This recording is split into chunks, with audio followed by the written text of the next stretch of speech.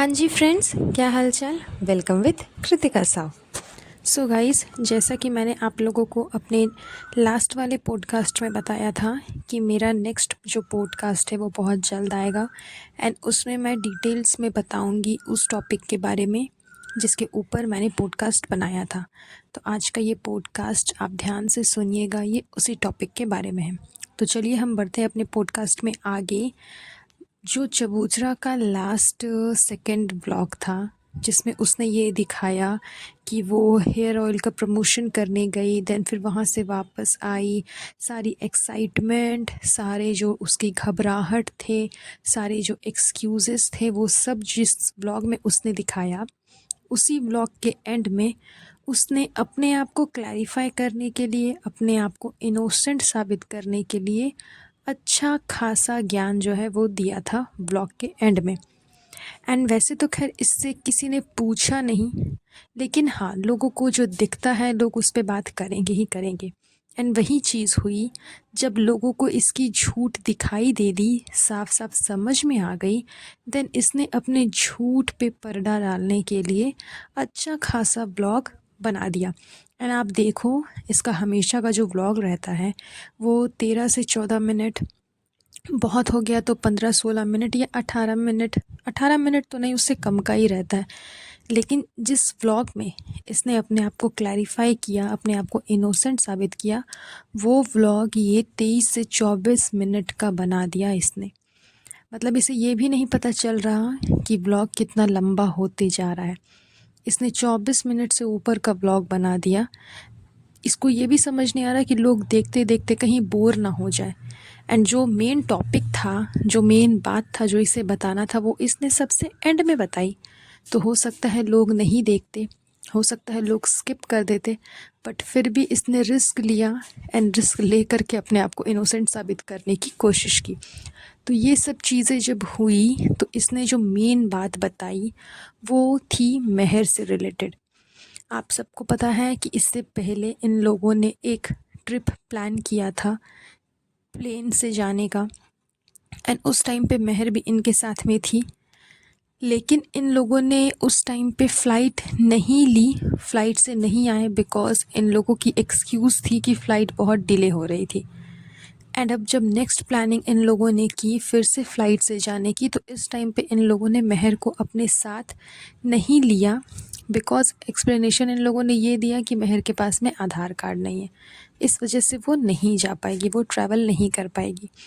तो इस चीज़ को लेकर के बहुत बड़ा बखेड़ा खड़ा हो गया था। मैंने भी इसके ऊपर पॉडकास्ट बनाया था कि जब इनको पता था कि मेहर के पास में आधार कार्ड नहीं है, वो नहीं जा सकती, तो फिर लखनऊ वाली जो ट्रिप थी फ़्लाइट से जाने की, वो वाली इन लोगों ने कैसे डिसाइड कर ली, क्योंकि उस समय तो मेहर भी थी इनके साथ में। एंड अब जब मेहर मुंबई में है एंड सब कुछ फिक्स हो चुका है, तो ये लोग मेहर को लेकर के नहीं जा रहे क्योंकि उसके पास में आधार कार्ड नहीं है। तो इस चीज़ को लेकर के जब बखेड़ा हुआ, तो इसमें इसने अपना मतलब पूरा स्क्रिप्टेड व्लॉग तैयार कर लिया, स्क्रिप्ट के साथ, सबूतों के साथ, कि सबूत भी लगा करके हम दिखा देंगे कि देखो हम लोग ऐसे नहीं हैं, हम लोग बुरे नहीं हैं, हम लोग मेहर को लेकर के क्यों नहीं जाएंगे। ये सारे डिस्कशन इसने अपने व्लॉग में की। इसने यही कहा कि उस टाइम पे हमने जिनसे टिकट कटवाई थी उन्होंने कहा कि आप नहीं है अगर उसके पास में आधार कार्ड, तो किसी भी प्रूफ के साथ में आप उसे लेके जा सकते हो। उसका या तो बर्थ सर्टिफिकेट या फिर आपका स्कूल का सर्टिफिकेट, इन सब चीज़ों से आप उसे लेकर के जा सकते हो। इन सब चीज़ों को वेरीफाई कर करके वो जा सकती है। तो इस वजह से इन लोगों ने प्लान बना लिया। लेकिन जब ये मुंबई आए एंड जब मुंबई में टिकट ये लोग कटवा रहे थे, तो यहाँ पे बोला गया कि आधार कार्ड नहीं रहेगा तो इनको एंट्री ही नहीं मिलेगी। फ़्लाइट तक जाना तो दूर की बात है, इन्हें एयरपोर्ट में एंट्री ही नहीं मिलेगी, तो ये फ़्लाइट में जाएंगे कैसे। तो ये सारी चीज़ें हुई जो कि चबूतरा ने एक्सप्लेन किया। उसके बाद इसने कहा कि मैं यहाँ पे टिकट भी लगा देती हूँ कि हम लोगों ने उस दिन टिकट ख़रीदा था वहाँ लखनऊ से जाने के लिए, एंड उसका स्क्रीनशॉट भी इसने लगाया। तो वैसे तो ये कहती है कि मैं एक्सप्लेन नहीं करना चाहती, मैं लोगों को सफाई नहीं देना चाहती, लेकिन सफाई देने के चक्कर में इसने सबूत भी दिखा दिए कि देखो हम लोगों ने टिकट कटवाया था, एंड देन फिर हमारा प्लान था कि हमें फ़्लाइट से जाना है, लेकिन फ़्लाइट डिले हो गई, इस वजह से हम नहीं जा पा रहे थे। इसने प्रॉपर वे में फ़्लाइट का नाम बताया, टाइमिंग बताई कि वो फ़्लाइट हर 2 घंटे में डिले हो रही थी, हर 2 घंटे में डिले हो रही थी। तो इस वजह से हम लोग उसमें नहीं जा पाए। तो मुझे ये बात समझ नहीं आई कि अभी बात मेहर को लेकर के हो रही है, एंड स्पेशली मेहर को लेकर के लिए नहीं, बात तो यहाँ पे चबूतरा की हो रही है कि चबूतरा सबको लेकर के गई, यानी कि साहिबा मैडम सबको लेकर के गई, लेकिन मेहर को लेकर के क्यों नहीं गई। तो ये जो ट्रोलिंग हो रही है, ये टोटली चबूतरा के लिए हो रही है, उसको ट्रोल किया जा रहा है। तो आज उसके ऊपर बात आई है, उसके अपने ऊपर बात आई है, तो वो यहाँ पे आकर के सफाई दे रही है।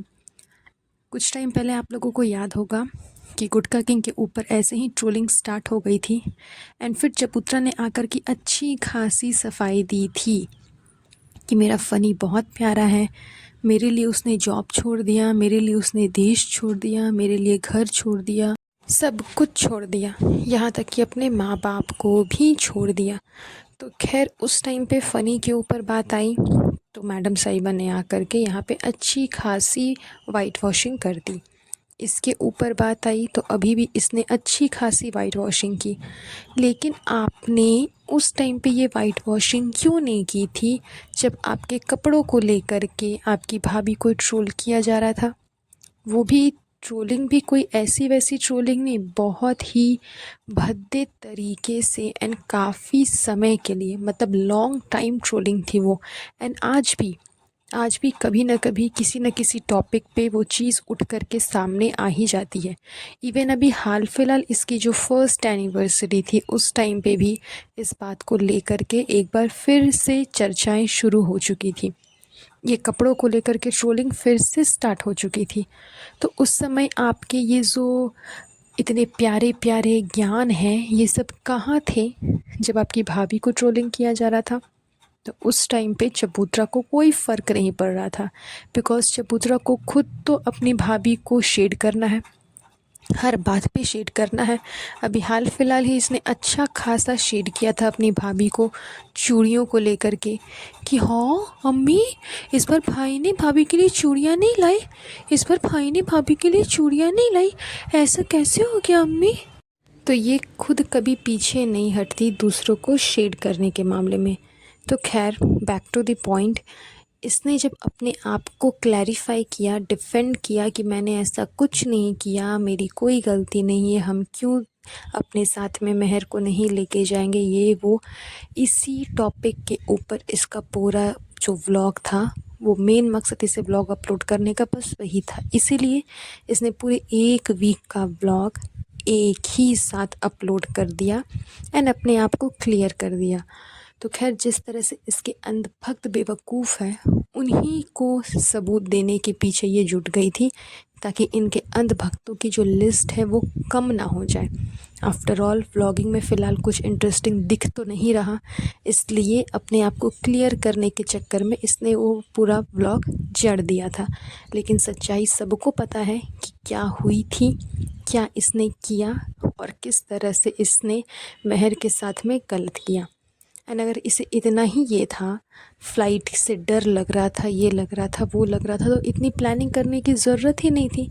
लेकिन इतनी प्लानिंग इसीलिए हुई बिकॉज़ फ़्लाइट के जो टिकट्स थे वो तो फ्री के थे, वो तो प्रमोशंस के थे, वो तो हेयर ऑयल कंपनी वालों ने इनको दिया था कि ये आएँ और आकर के उनका प्रमोशन करें। दैट्स वाई इसने फ़्लाइट का रिस्क भी लिया। अदरवाइज़ ये जितनी बड़ी कंजूस है कि ये फ़्लाइट का रिस्क लेती भी नहीं। एंड डरपोक तो खैर इतनी है जिसकी कोई सीमा नहीं है। तो चलिए, यही था वो मेन टॉपिक जिसके ऊपर मुझे डिस्कस करना था। आज का ये पॉडकास्ट हम यहीं पर एंड करते हैं। बहुत जल्द मिलूँगी आप लोगों से एक नए पॉडकास्ट पे। तो खैर ये तो है इनकी हरकतें जो इनके व्लॉग में साफ नज़र आती है। तो चलिए, आज का ये पॉडकास्ट हम ज़्यादा लंबा नहीं करेंगे, ये पॉडकास्ट मैं यहीं पर एंड करती हूँ। बहुत जल्द मिलूँगी आप लोगों से एक नए पॉडकास्ट पे। तब तक के लिए अपना ध्यान रखें। Have a nice day. Bye bye.